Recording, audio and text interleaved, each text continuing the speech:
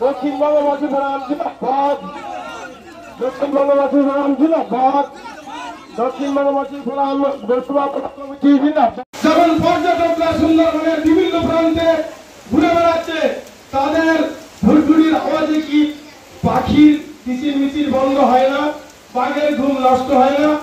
কেবলমাত্র আমাদের সীতাবারের মতো মহিলারা যারা হাত নৌকা দিয়ে মাছ ধরে, তাদের দাঁড় ফলের আওয়াজে কি আপনাদের বাঘের ঘুম ভেঙে যায়?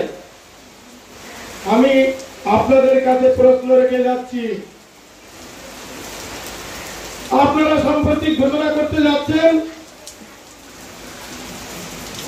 যে রামগঙ্গা রেঞ্জকে আপনাদের ফরেস্ট আপনারা ব্যাঘ্র প্রকল্পের মধ্যে ঢুকিয়ে নেবেন।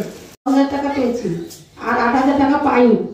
না পাওয়ার কারণে আমরা এই জঙ্গলে কাজ করাতে কি কষ্ট করে কাজ করেছি, সেই টাকার জন্য আজকে আমি বলছি 5 জনের সামনে যে পায়ে কাটতে লাগে, হাতে লাগে, নাকে জল নিয়ে যাচ্ছে, কোনো সাপের উঠে পা পড়ে যাচ্ছে, তবু কাজ করেছি, কিন্তু সে মানে বলবো টাকা পাইনি।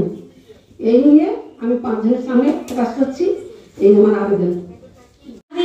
জাল দিচ্ছিলাম, উপর মহলে জানিয়েছে আমার, আর আমার খুব অসুবিধা করে, জঙ্গলে পালা কাটতে দেয় না, জাল নামতে দেয় না।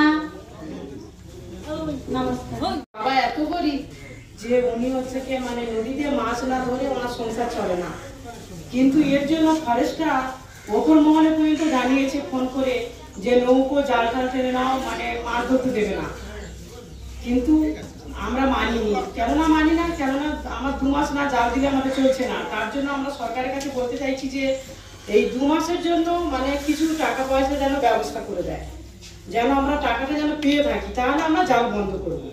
না হলে বন্ধ করে থাকলে আমাদের সংসার চলবে না। হ্যাঁ।